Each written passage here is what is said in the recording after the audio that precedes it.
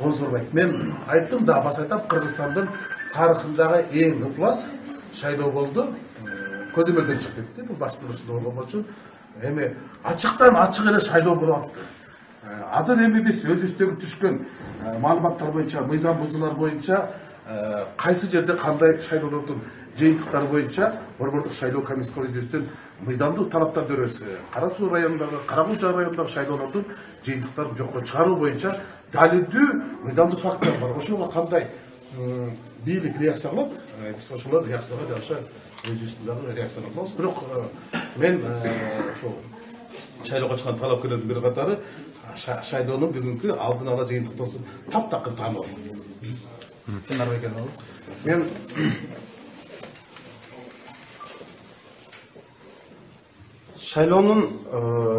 бул шайлоону мен күмөндүү шайлоо деп айтам. Күмөн жараткан жыйынтык. Ошол эле убакта Атамекен партиясынын күрөшү улантат. Биз сөзсүз күрөшүбүздү улантабыз. Азыр оппозициялык чоң блок түзгөнгө даярданабыз. Анткени мындай ыплас шайлоону биз тарыхта көргөн эмеспиз. Мына мекеним Кыргызстан, биримдик Кыргызстан болуп 3 партия келип, туугандашкан, кландашкан, коррупциялык схемалардын авторлору келип, 3 партия келип, ушу 100дөн ашык мандатты, 100дөн ашуун мандатты парламенттер бөлүп алат экен. Ошондуктан мына көрүп атасыңар, президент баш болуп айтып атты, добуш сатуу болсо жазасын беребиз деп, массалык түрдө добуштарды сатып алышты. Бул мындай тандоо болгон жок элде. Тандоо укугунан ажыратып койду. Массалык түрдө добуш сатып алуу болду. Бирок ошого дагы көз жумуп, дагы эле бекитип факт сурап отурганы, демек булардын таза шайлоо өткөрүү ниети жоктугунан кабар берет. Биз азыр шайлоодон өтпөй калган, ушул шайлоонун жыйынтыгына нааразы болгон оппозициялык партиялардын жетекчилери менен сүйлөшүп атабыз. Кудай буюрса баарыбыз чогулуп, биз чоң оппозициялык блок түзөбүз. Дагы биздин күрөшүбүз уланат. Ал эми шайлоонун жыйынтыгын таанып отуралы, азыр бул расмий борбордук шайлоо комиссиясынын агалы боюнча дагы өзүнчө